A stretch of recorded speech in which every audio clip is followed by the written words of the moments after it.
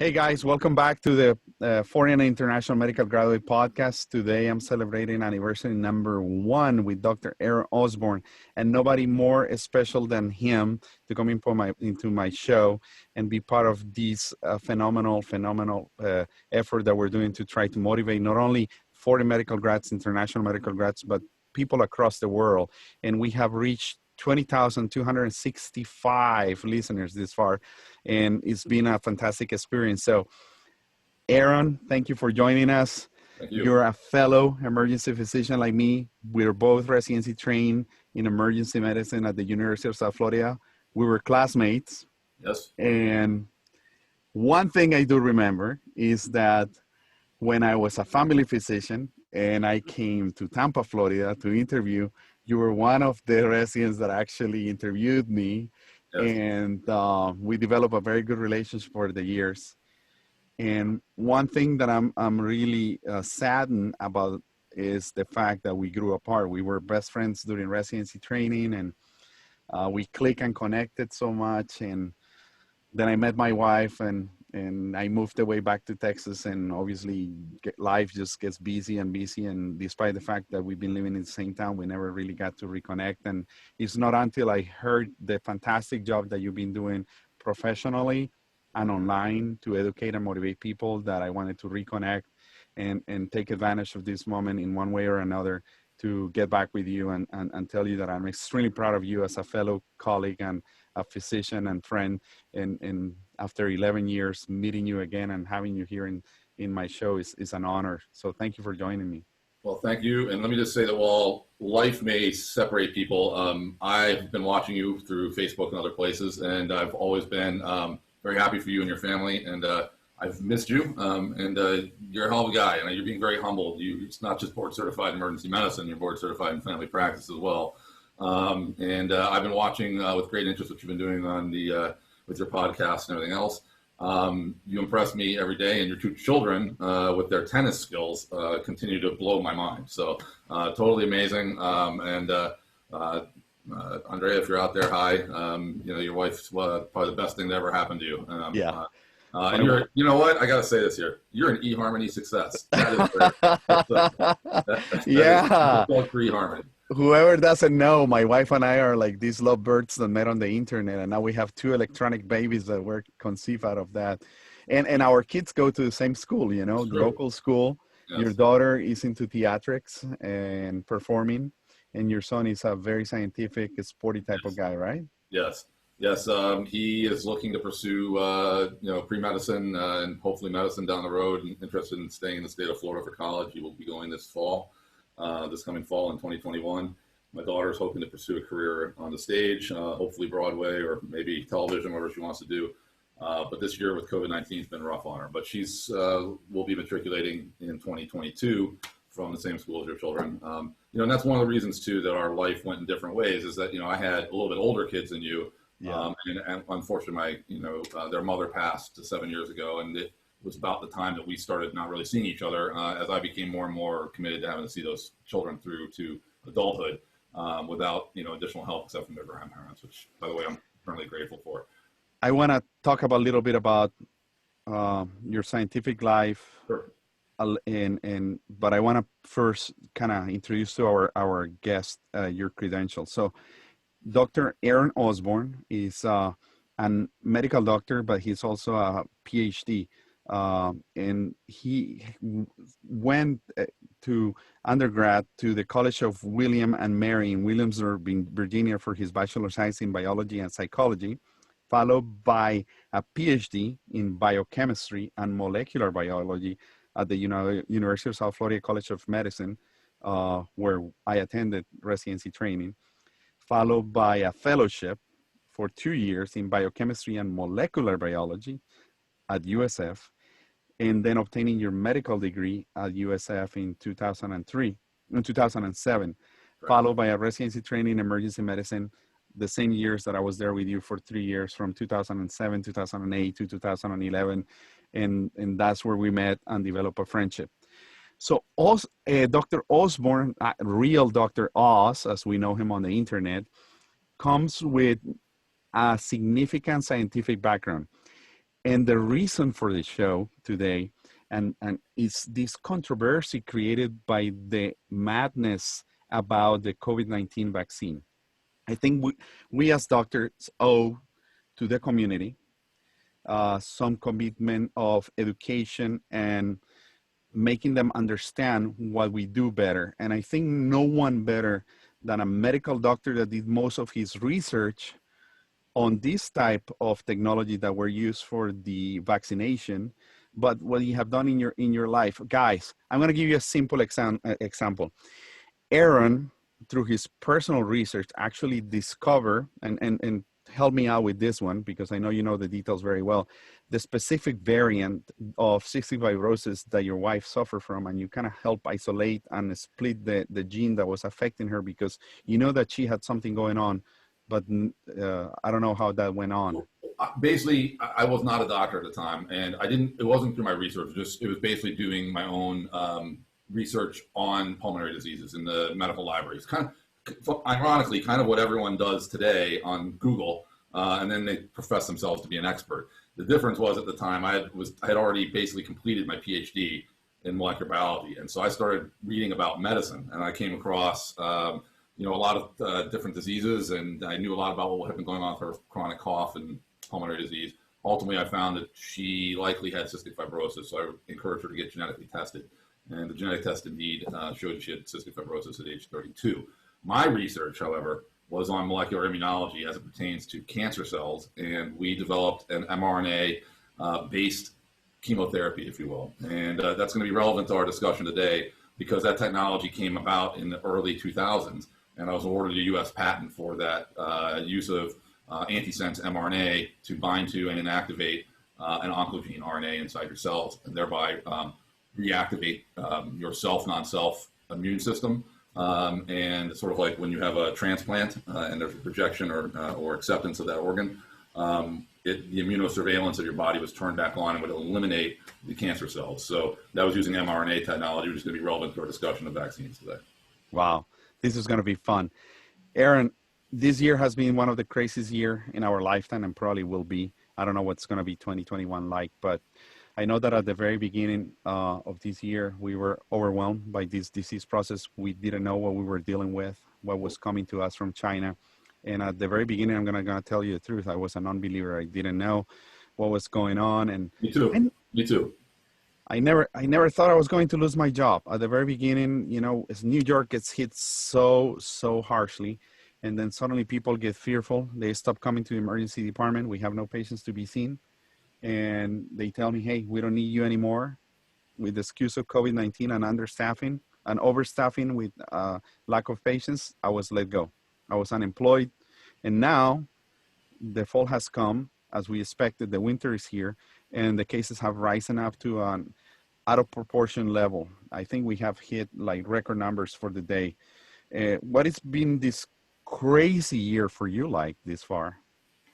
Wow, it's definitely been one of the worst of my life for sure. I think most people can say that. I think we're all very excited to have about 9 days of 2020 left. I'm counting them down eagerly. This will probably be the best year ever to count down the last 10 seconds at New Year's. I'm excited to see 2021. Can't be much worse than this. What happened? Same as you. I went through a long period of unemployment as an emergency doctor. It was difficult to find employment once I was not in the ER. Once I was not in the ER actively every day, most ERs began shrinking their hours for their doctors. They started laying off staff. They started reducing the length of shifts. Because at the end of the day, emergency medicine has become corporatized. And there's large corporate entities and investment banking firms that own most of the groups, not all. But as you found out in a private Democratic group, I think you were in, the same financial things constrain them as well. So they cut back, and it was hard. The reality in life, whether it's emergency medicine or any other job, is that when you're employed, everyone wants to employ you. When you're unemployed, nobody wants to employ you, especially if that unemployment goes on long enough. So it's very difficult. So at the end of the year, I think you know this about me well. I'm sort of like a phoenix, so I like to kind of rise back up. So we're coming up out of the ashes, but ironically, COVID-19 caused some of my unemployment problems, but it also gave me the greatest opportunity I may have had in my 13 years of emergency medicine, because this is the first time I've truly, aside from maybe the Haiti earthquake many years ago when we were residents. Yes, that was awesome This is the first time to I be feel part of like that. I'm really doing something for the benefit of a really outrageously bad situation. I mean, yes, in the emergency room we deal with cardiac arrests and gunshot wounds, but there's a lot of sprained ankles and sort of mundane things, medication refills, etc. That's all great. I don't mind doing that, but this time this is life and death, and there are people literally clinging for every breath they take right now. And I've been given the opportunity to come and work in a temporary field hospital out in El Paso, Texas, which I think most people know was recently one of the major hotspots in the United States. And the poor, I don't mean poor, I mean the people of this town that are unfortunately having to deal with this situation are really in a bad place. And right across the river, there's another 1.2 or 1.3 million people in Juarez that are suffering as well. And so we've got people in basically a temporary field hospital here outside of any of the other hospitals. It's been built by the government in the state of Texas, and we're doing a great thing here. I'm very familiar with El Paso because we had a contract when I was working in Texas, Del Rio Medical Center, that is literally across Ciudad Juarez, and you can see Mexico from the other side, and the people jumping the border and jumping the fence and running through the highway. And, we have the military town that is pretty heavy, protected and staffed. But it is remarkable to see how this population is being affected. Tell us from your perspective right now, being in El Paso, Texas, helping these underserved, overwhelmed, critical need medical staffing, what it's been like to be there on a regular basis. This town has been devastated. It's absolutely been devastated. I'll tell you this town is made of 99% believers. Okay, you're not going to find a 50-50 split here like you see in our country. This town, you could walk down the streets and every shop is closed. There's no indoor dining. There's or very little of it that you can find. There's curfews at 10 o'clock, okay, and everything is closed. Most restaurants are closing at 8 and 9. That obviously is infecting the economy. The Uber drivers aren't getting rides. The Uber Eats people are making out like bandits right now, I guess, because everybody's getting deliveries. But there's not a lot else. I mean, you can't order Domino's pizza here. There is no delivery. Okay, you have to figure out how you're going to go pick it up yourself, and they'll do a contactless pickup. It's devastating everything. It's watching people make sacrifices for the betterment of their own citizens of this town has been inspiring. They all wear their masks and they all do the social distancing. It's been good to see. Aaron, I'm going to play naive here and forget that I'm a physician, and I'm just going to ask you like I'm a normal person. How in the world you're going through such a situation in another part of the United States, in other parts of the country, people walk around like it is nothing, talking, saying nonsense, and pretending that if they get infected, they get nothing. And I'm seeing on regular basis, mostly very sick people struggling to breathe, significantly infected. Where is this cultural struggle to understand that this is a serious deal?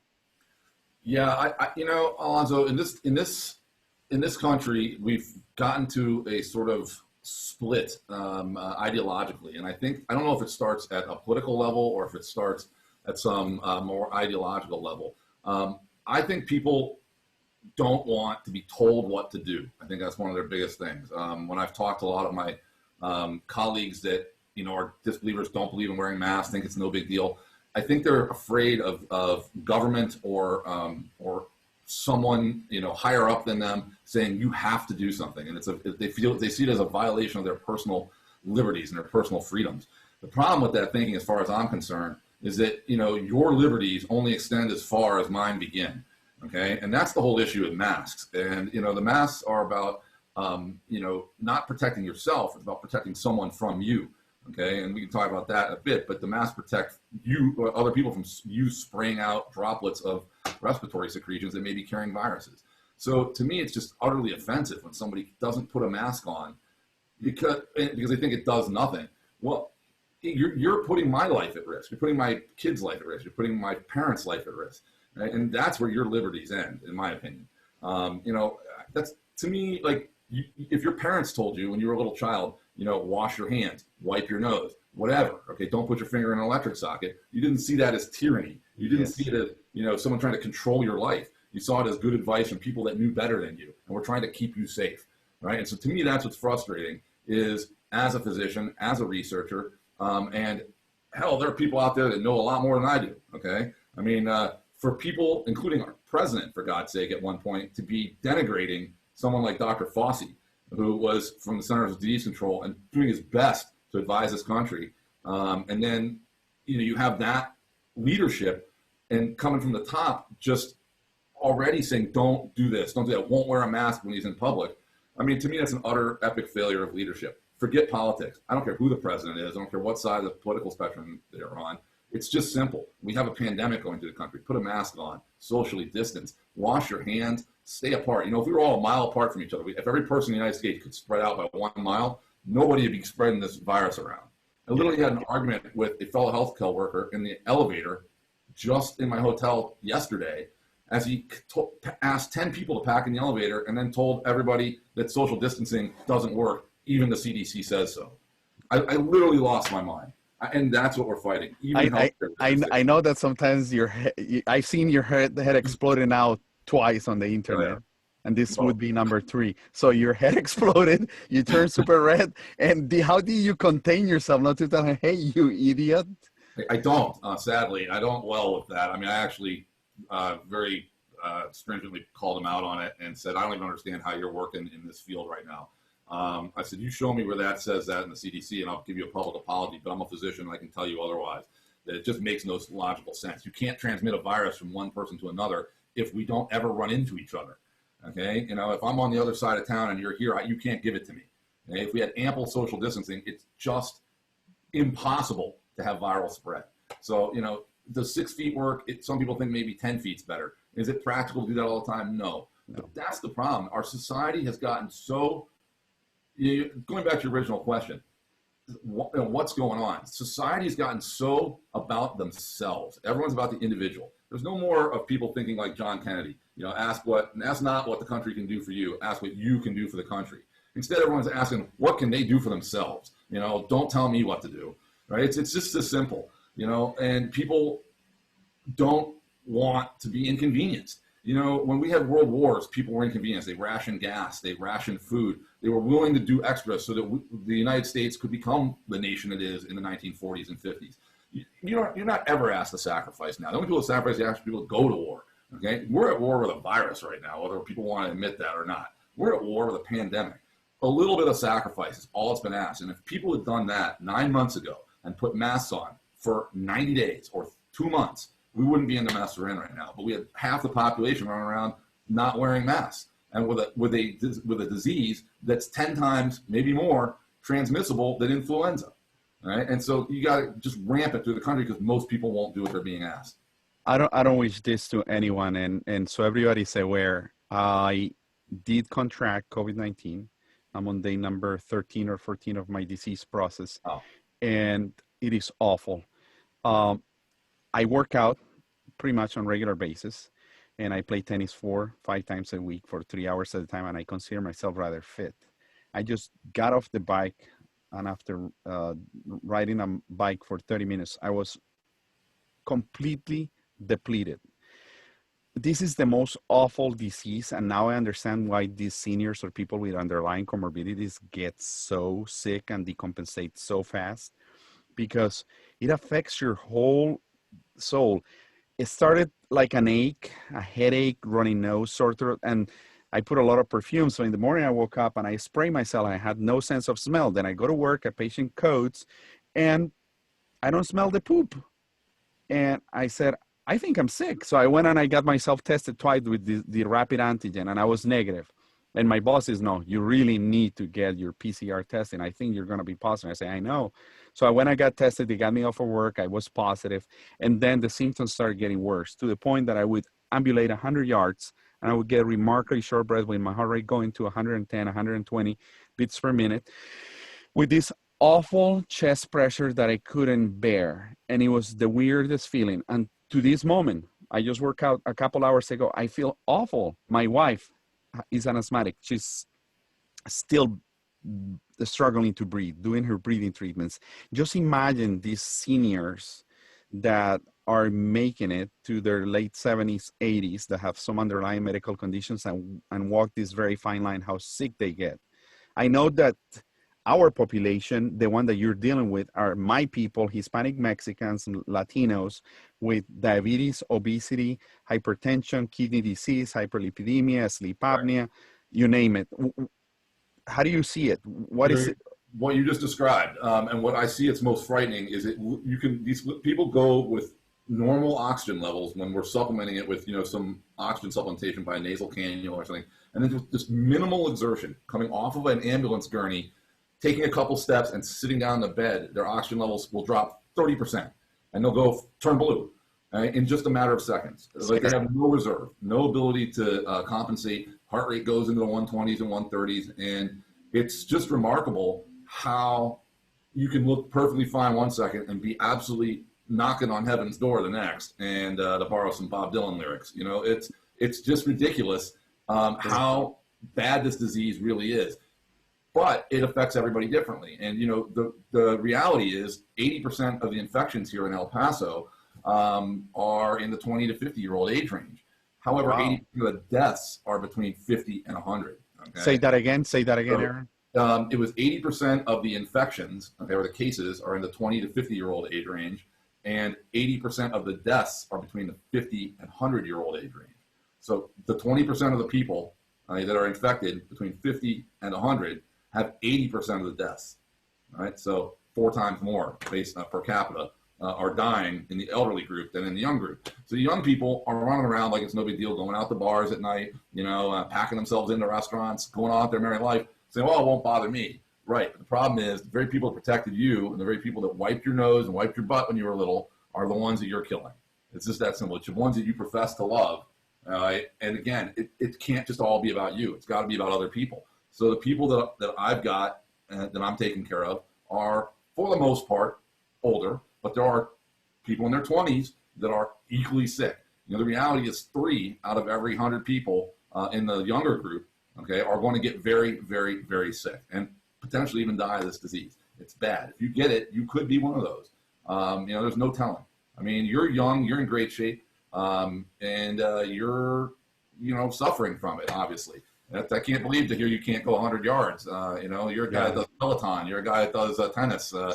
It's ridiculous. I mean, I'm a golfer. I'd keel over. If I got COVID, I'm done for. So. Aaron, it is impressive that you really packed your stuff and left now for weeks, and you've been gone and you left your family behind. Where this personal motivation came from to help people? I know you always been a really caring, passionate guy, and you really advocate for your patients, and you always have done that. Thanks. Where do you get this motivation now? So I got motivated. Well, first of all, that's why I did research before I did medicine. I wanted to help as many people as humanly possible, right? So I felt that by doing research, I could affect tens of thousands of people with a discovery, whereas in my clinical career, I see maybe 4,000 or 5,000 people a year. And so I felt like I could do more that way. So while I love emergency medicine, I've been able to make an impact, I'm not making as much of an impact society-wise. And this has gotten so out of control with the COVID-19 that when I saw there was an ad for a position to go and do a COVID relief, and I said, you know what, this is the perfect time for me to do this. I'm not going to be back working, credentialed and full-time until February or March back in Tampa Bay. So let's go do this. Let's make a real impact, and let's knock this disease, back to sweet Mammy's house. It's time to tell her who's boss. How you're protecting yourself from not getting infected? We spoke about social distancing, wearing your mask. What about at work? Well, so that's amazing. So the amazing thing is I'm supplied with adequate PPE. Okay, I've got the N95 masks and full face shields and gowns, and there's without talking too much about exactly where I'm at, the reality is we do. It's almost like going from outside of a submarine into a submarine while it's underwater. It's like an airlock. So we go from a normal environment like outside into sort of like an airlocked warm zone where we'll don and doff our gowns and put on the face shields, and with every step you're cleaning your hands, and so it takes 5 to 10 minutes to get fully gowned up, booties, hats, the whole thing. And then you'll enter into, where the patients with the virus are. And that's all negative pressure. And, we've got HEPA filters and, to protect ourselves. I'll be honest, I feel completely safe and comfortable in with the patients because, one, I know who has it. Two, I'm totally gowned and protected. Three, I've been trained on what to do, and also is my staff, okay? And so I don't feel I'm at risk when I'm in with patients.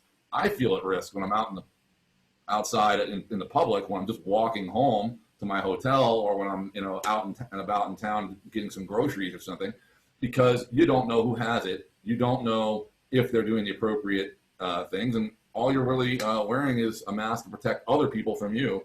And if they're not doing the same, I'm at complete risk. So you just do your best. I highly doubt that you caught COVID at work. I'll bet you caught it around town. You're correct. Honestly, to our listeners, I dropped the guard at home. We decided to send the kids to school, and I know my daughter Paloma got sick first, then followed by Savi, and they never really get, specifically Paloma, very tight into the chest. And she developed this clinical picture of bronchiolitis, a very kind of congested, wheezy type of clinical presentation. And I was remarkably concerned that my daughter Paloma is actually wheezing and very rattly lung sounds. And this lasted for about 24 hours. She turned around with a little bit of a steroids and albuterol and stuff like that. And then Savi got it, and we were worried about him kind of being the asthmatic one, and he really fought it off because he has had his asthma well under control with his inhaled steroids for maintenance and stuff. And then I got it, and I felt like crap, and I tested positive. And then my wife, that is an asthmatic, got it. And I knew I did not bring it from work because I'm I'm the most careful person, protecting myself, protecting the patients, and I got it from my own family. So I feel really stupid as a doctor having done this. And now I understand Dr. Aneja, one of our prior guests, saying that that's why she's not sending her kids to school. Yes. It's crazy.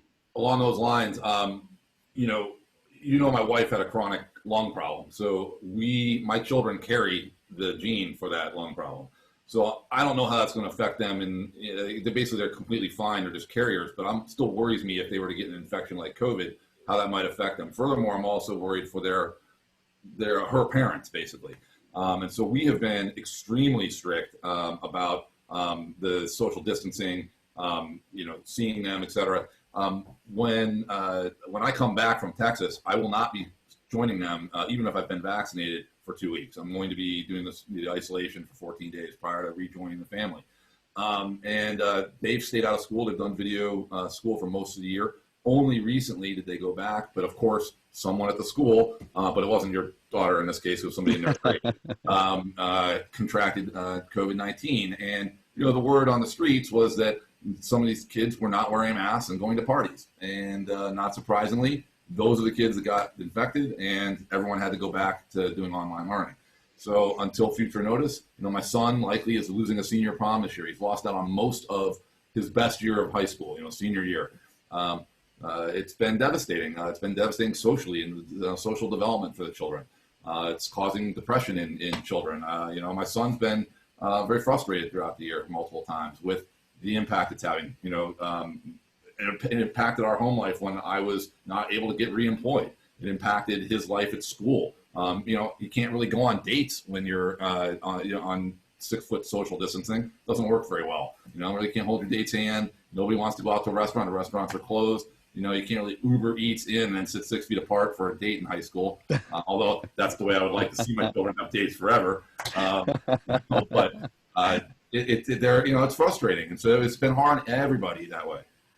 Aaron, and let me pick your scientific PhD brain. How in the world we're seeing all these doctors and nurses? And I don't understand. There's this guy whose name I'm not going to quote, physician, internal medicine, extremely bright guy, discouraging publicly on the access to the vaccination and telling people why they shouldn't get the vaccine. I'm going to tell you the truth. I'm going to go back to my immigrant mindset into America, humble guy, believer in what smarter people are doing for me. Okay, guys, let's set back 100 years, 50 years ago. vaccines have been one of the most significant, drastic impact, life-changing interventions in the history of humankind. I'll go so far as to interrupt you there. They are the number one thing that have saved more lives and prevented more illness than anything that modern medicine or science has ever come up with. Exactly. So how are people so ignorant about not trusting scientists like you and many others that are burning their eyelashes trying to figure out a way, the only way that we know that we could potentially really fight over this horrible virus? It's mind-boggling to me. As you know, my head's exploded from it several times. It has been incredibly frustrating to deal with the naysayers because there's two groups of them, in my opinion. You know, there's the ones that simply just don't know better. Okay, you know, and they're like, let's face facts. You know, not everyone's a Albert Einstein. Okay, and not everyone is a scientist or even understands what we talk about most of the time. So I can understand them being skeptical or not understanding, but and maybe somewhere along the lines, maybe through the corporatization of medicine and science, maybe we've lost the public trust to some degree. You know, maybe people see it as there's a profit motive. Maybe and therefore we don't have their best interest at heart. Maybe they think, oh, these people don't relate to me. They don't live where I live. They don't act like I act. They're the academic elite, right? And so we don't really trust them because they're not like us. There's always been tribalism in the United States. I would like the patients to understand that I really have their best interest, Absolutely. And I want them to know that this is the right thing to do. That's why, even despite the fact that I was convalescent from my infection, I needed to get vaccinated. The label said wait 2 months until you get vaccinated. I said, you know what? I'm just going to go and get it. I'm going to boost my immunity, whatever it is. I know I'm going to be okay. And I've been just fine. But I just don't understand where my family members from me, relatives have lost trust on our system, on the capacity of people that have invested so much time and effort on this. I don't get it, Aaron. It's so frustrating. I feel sometimes really teary and upset about this whole situation. This is one of the reasons that I agree with you. This is one of the reasons that physicians are burning out and are getting tired of doing medicine to some degree. It's a large problem in our country now that we're having people leave medicine and not come back. And some of it's due to salaries and doctor salaries going down, but some of it's just frustration with the job, being overworked. People literally just disrespecting you to your face in the middle of the emergency room. I mean, I know what it's like in there. I have people talk to me like I'm a piece of garbage and I don't have their interest at heart. When I'm bending over backwards, doing everything I can for them, it is incredibly frustrating. I try to remember it's the worst time of their life. They're in the emergency room. They're not feeling good. But still, when did it become acceptable to curse out your doctor? And that, to me, that's a reflection of a larger societal problem. We've become coarse. We've become all about ourselves. We've become angry as a society. Nobody trusts anybody anymore. That's part of the problem on the political spectrum nowadays. As a small aside, people on the right think everyone on the left is trying to ruin the country and turn it socialist and sell it to China. Everyone on the left thinks everyone on the right is trying to just buy guns and just culture their religion and tell everyone that they can't have an abortion and trying to ruin the country as well in their own way. And neither is true. Both sides ultimately want America to be great. Right? But nobody listens to it. Instead, they demonize the other side. It's like tribes. So that's what I was saying a minute ago, that the academic elite are almost a team, and we don't wear the same clothes. We wear white coats and we live in our little research buildings. And the people out in the middle of Wyoming and Idaho and Missouri and places like that. I mean, let's face it. There's not a ton of great research. It's at the epicenter of the research world in Idaho. My apologies to the University of Idaho. Okay, but still, that's not where we don't congregate with them. So people, it's easy for them to not trust when we don't look like them, we're not speaking like them, that we don't come from them, and so I can understand that. But on another level, just because I didn't understand my parents when I was a child doesn't mean that I didn't trust that they had my best interest at heart. And we've moved away from that paternalism or that maternalism in medicine. We're not supposed to be talking to patients in that way, try to include them in the decision-making process. But there's a time for that and there's a time not for that. In a global pandemic, when we're talking about a virus sweeping across the nation in a matter of weeks to months, is not the time to talk about long-term studies and we've got to do this, that, and the other, and people doing Google searches and saying, oh, you know, the virus is going to make my, you know, make me autistic. Okay, we got bigger problems. You know, people are dying at a clip of, you know, about 1.8%. For every 100 people infected in the United States, there's 17 million people infected. We got 320,000 dead. That's 1.8%. Okay, you know, 1.8% doesn't sound like a lot. Oh well, it won't be me. You know, if I'm playing Russian roulette, you know, I got a 1 in 50 chance basically of that bullet blowing my head off. Okay, with this virus, if you get the analogy. But you know, when you got 17 million people, or eventually 100 million people, and you have that larger number, you're going to have millions of people dead. That's not acceptable. You know, as a doctor, one person dead is not acceptable to me. Well, and like you said, the happiest day of my life would be if I was unemployed because nobody ever needed to come to the emergency room again for anything. I'd be happy. You know what? I just want to go be a pro golfer, okay, or go, you know, hang it up and you know, work in a music store or whatever. I don't care. Okay, I would so much love to never have a need for my services again. I do not tell people to take a vaccine because of profit motive. I don't get reimbursed if X number of my patients get, you know, vaccinated. We don't even do vaccines in the emergency room. So I'm coming at it completely from a non-biased. It doesn't do anything for me except put me out of business if everyone gets well. So it's frustrating. It does. It hurts my heart. Why are they so afraid of getting vaccinated? I know that they don't trust the technology behind it. They think they talk about these crazy theories about the government injecting a little electronic chip in their system and being tracked for life and all this nonsense. Alonso, there's something called the Dunning-Kruger effect. I don't know if you're familiar with it. It's a phenomenon in psychology, basically, where the less someone actually understands something, the more they tend to overestimate their abilities and how much they think they understand.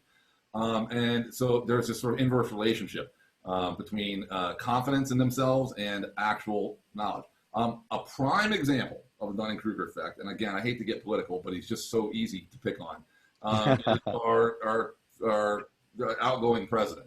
The man is absolutely convinced he knows everything, when in reality he has very little training in almost anything. Okay, and he is leading the charge on like a lot of the non-believers out there, not necessarily the vaccines. I will give him some credit for trying to push the vaccine forward quickly and encouraging Operation Warp Speed, and so that's been a good thing. Okay, I'm not going to slam him on everything. That's actually been very good.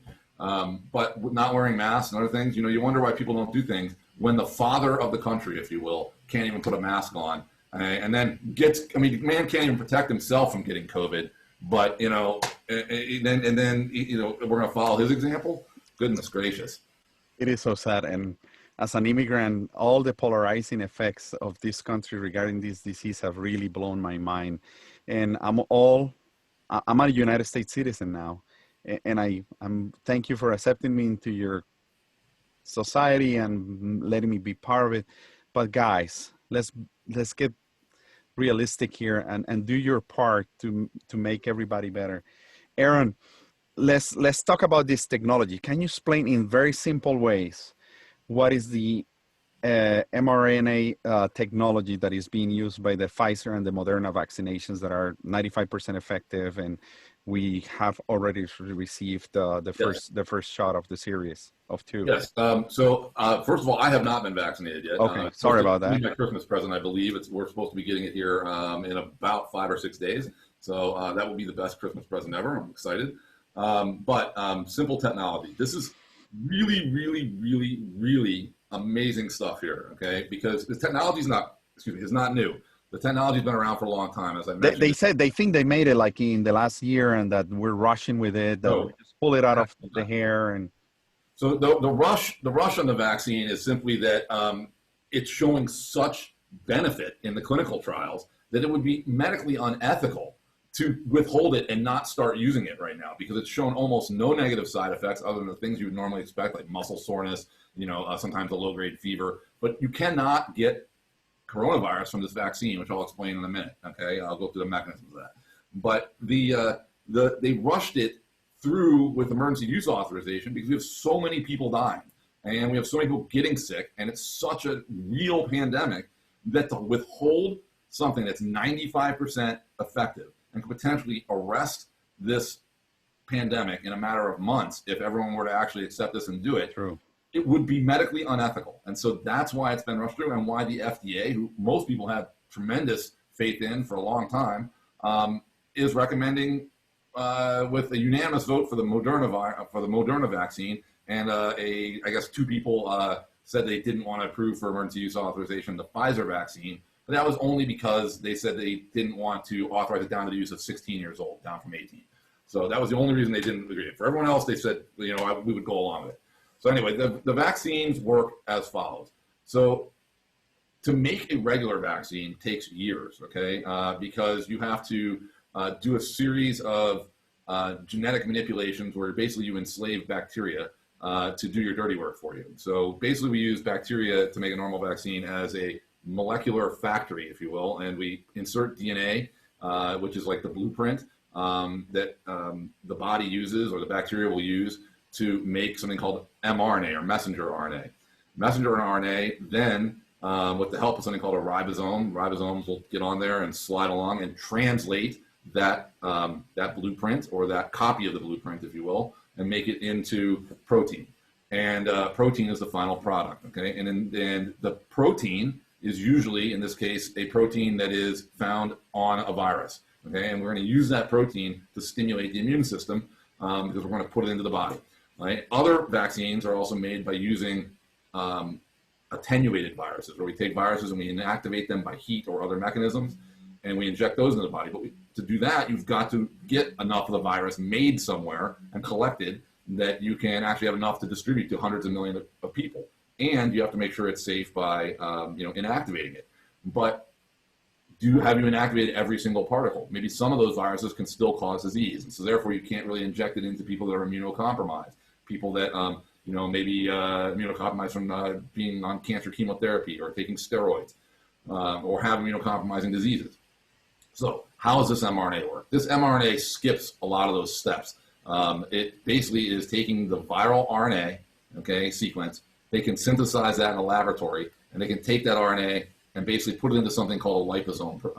And a liposomal preparation is proteins and lipids that are very similar to your cell membrane, and they encapsulate the RNA, and we're going to inject that into somebody's body. When we do, that RNA is, and that liposome will be taken into the cell of choice. The RNA does not go into the nucleus of the cell, because that's not where RNA lives. mRNA stays outside of the nucleus. So it's not going to go in and integrate into your DNA, change your DNA for the rest of your life, potentially cause cancers, or be transcribed and translated into protein for the rest of your life.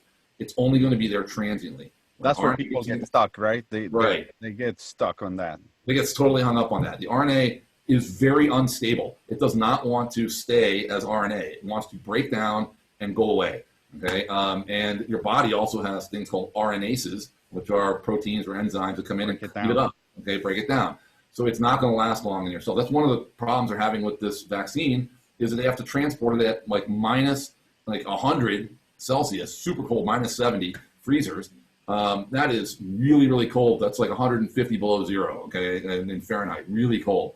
And it can only stay out of the freezer for a few minutes, okay? So that's how unstable RNA is. It wants to just break down. So it's not going to hang around in your cell at body temperature. So we put it into the body.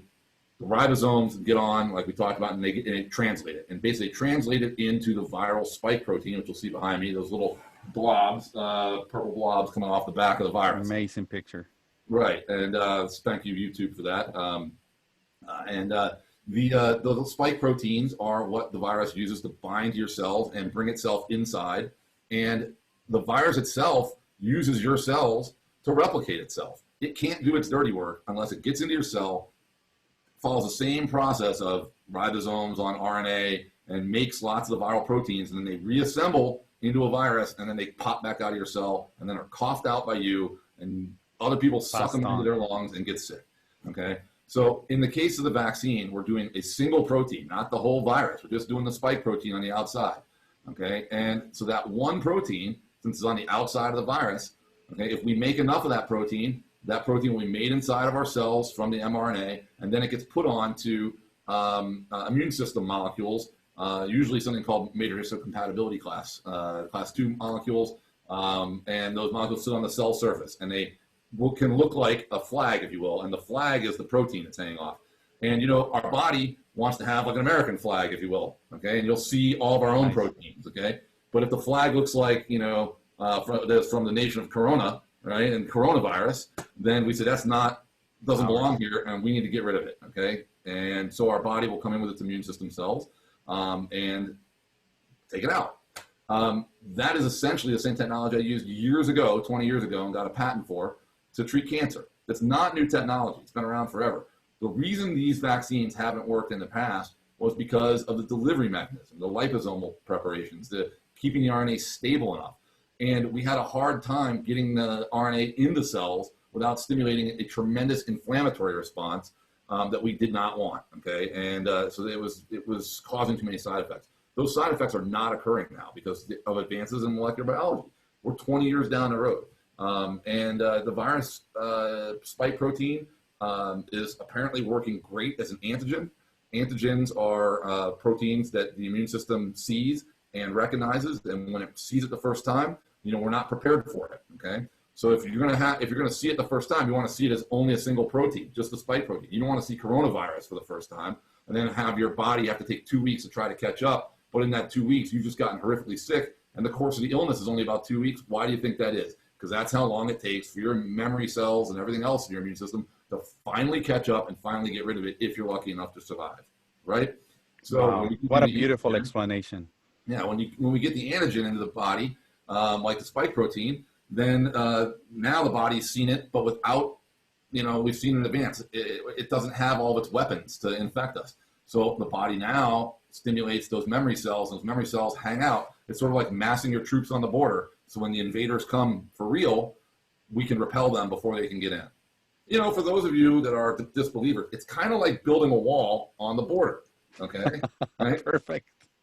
And, you know, it kind of prevents the people or the things you don't want in your body from getting in, you know, unless they have rope ladders and they throw it over the wall and then just climb in. But, you know, so some people will still get sick even if they've been vaccinated, keeping my analogy alive. This is a beautiful explanation. I wanted to get into the simple but scientific explanation because, I mean, as you and I have seen nurses going online and just trying to destroy what people know on social media is so powerful, and crazy ideas get rapidly disseminated in an easy way. I think, Aaron, and I hope I'm wrong on this one. 5 years from now, we're gonna look back at this vaccination discovery, and we're gonna see how it drastically impacted public health and the planet. And we're gonna probably make these people the Nobel Prize winners or make some significant acknowledgement in retrospective to what we have accomplished this far. I think it's gonna be a game changer because so far of what we have done for COVID, we haven't really found a cure or a magic treatment or found anything really effective. Is that correct? Right. Yeah. Dr. Osborne, sorry for the technical interruptions. I know we've been talking for a while, and let's take advantage of that sudden break. We're going to hopefully probably split in a couple parts or 2 or 3 segments. We'll see how we're going to come up with this, but I want people to kind of get an understanding of what you do, what I do, and the commitment that we have to our people, you know, as emergency physicians, and you know, we try to we don't curve any specific disease process. We kind of help a lot, cure a few, reassure the most. But I know that with COVID, we have learned a lot of stuff, and the more we know, the least effective the treatments have been, and there is no magic bullet to fight this disease. And as I said in the prior segment, before we got cut out, I think this vaccination is going to be a drastic change in the way we combat this disease process. And how do you see it from your perspective? Yeah, I see the vaccine as being the really only way we're going to get ahead of this virus in a country like the United States, where people want a pound of cure and don't want to take the ounce of prevention ever. the reality is we know how to get rid of lots of disease, but nobody ever wants to take those lifestyle changes because it's inconvenient. You know, it's easier to eat out at fast food restaurants. It's easier to eat things that taste great than to eat, you know, some kale. You know, look, I'm going to tell you, I don't eat kale, but still, you know, try to be healthy. We know these things, but you know, people don't want to wear masks. They don't want to stay 6 feet apart. They don't want to alter their gatherings and not have Thanksgiving or Christmas together. They don't want to not ride together in their cars. Okay, you know, in reality, you can't socially distance in a car. Okay, and people just continually do the things that we, you know, do every day, and we don't want any kind of inconvenience. That is going to lead to big problems. And so the only way you're going to get rid of this virus, in my estimation, in this country, if people aren't willing to sacrifice, or at least 90% of America won't make that sacrifice, then you're going to have something that basically prevents the transmission of the disease, and even if it doesn't cure it. So in this sense, we're not curing coronavirus. We're going to be preventing it from continuing to replicate and spread to other people. So, and that's the only way we're going to get ahead of it. We could have done that a year ago by staying apart, putting masks on, and not coughing on each other, breathing on each other. You know, but when you're on a subway in New York, what are you going to do? I mean, you're a foot from somebody else. You know, you can't do it that way. So that's why some places have had it worse than others too, because it's demographics. So I agree. That's the only way we're going to get ahead of it is to do something like a vaccine. So people are going to have to embrace this, and we're going to have a long, cold winter. And then this is going to be COVID-20, COVID-21, COVID-22, unless we decide that we only want it to be COVID-19, right? And that's to do the vaccine. Looking into the future, people ask me all the time, when is this going to end? And probably people ask you all the time, when is this going to come into an end? How do you foresee it? You know, it's going to come to an end when we acquire herd immunity, okay? And that means that we get enough people on board that are vaccinated and are willing to do things that we're suggesting, that it no longer spreads. It's going to come to an end slowly. This is not going to be sudden. You know, we get the healthcare workers vaccinated. That's great. At least now we still have the healthcare workers out there. But, you know, by and large, we're not the ones getting infected all that much. I mean, it's happened. There have been some. I know you have, and others. But as I mentioned earlier, you know, we're gowned up. We're trying to protect. It's the general population that's incurring this the terrible toll of this disease. So it's going to come to an end slowly. It's not going to be a magic bullet. But we got to get buy-in. We got to get the public to buy in and trust. And, you know, so I'll tell you one thing that I like that's happening is that, you know, they're administering the virus to the healthcare workers first. You know, we're the ones saying take it. We're going to be the guinea pigs too. You know, I'm so confident that I'm willing to take it sight unseen. Okay, because I know the technology, and I trust in the 40,000 people that you know received placebo and received you know the viral vaccine, and they followed them for several months. I don't believe there's going to be long-term effects from this. And yes, there's going to be cases where somebody might get Guillain-Barré. That's horrible. Okay. Yes, there might be a case where someone has an anaphylactic reaction. These things happen with every virus. They happen with every vaccine. There's always going to be side effects to every medication, to everything we ever do. But we have to trade, you know, I hate to get all like sci-fi geek on everyone here, but it's okay. We're going to go to Star Trek for a minute. You know, Mr. Spock used to say, you know, the good of the many outweighs the good of the few or the one. Okay. And that's what we've got to think about here. We've got to worry about the many and not ourselves. Okay. When we get that buy-in and people start being more concerned about others than they are about themselves, we'll beat this virus. That's how it ends. That's how it goes away. Okay? And you know what? We need to learn these lessons for influenza next season. And because, you know, the things we're doing right now for coronavirus seem to be mitigating and eliminating influenza. It's at an all-time historic low since we've ever counted it because it's not as transmissible. And this social distancing, mask wearing, you know, and washing hands has wiped it out. And guess what? More people got the vaccine for flu this year than any other year up to this point. At least that's what I read. So if that's true, then my God, people, it works. Okay. And we can do this. It's not, you know, I hate to say it's not rocket science, you know, but it is science. I know that's a scary word to some people, but it shouldn't be. Right? We're here to help. Aaron, this project of you putting some good content on social media, educating people the right way, obviously has generated a lot of heat. And yeah. I love to see the conversations, but we want to just kind of clear out the air, give you the facts, what we deal with, the situations. And trust us, guy, we come from a good point, from a good place in our hearts, and we have a great intention. That's why this collaboration with the real Dr. Oz. And how we can get a hold of you, Aaron, for the future. If somebody wants to ask you a question, tweet you, text you, how do we get a hold of Dr. So Oz?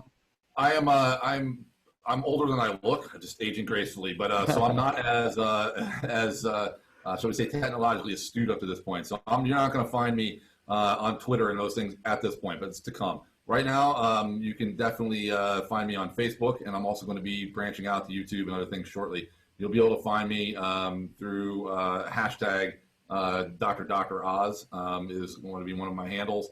And as I have an MD and a PhD, you can kind of stutter when you say it, Doctor, okay? So, or real Dr. Oz. And of course, you can also find me if you use the hashtag Unmasking the Truth with Dr. Oz on, or just hashtag Unmasking the Truth on Facebook as well right now. And you'll find lots. People can be happy to receive emails too if they'd like, and they can send that to aaronosborne.md.phd@outlook.com, and I'll answer questions. There's 3 people from our residency training that are remarkably public out there. I don't want to give credit to myself. I'm just trying to have a hobby. But you BW. and Jason Wilson. Yes. You are 2 of the brightest. You're 2 of the brightest people that I ever known, and being classmates and seeing your academic discussions in the classroom were rather interesting. So great deal of respect for Jason. He has done so many wonderful things for Tampa Bay.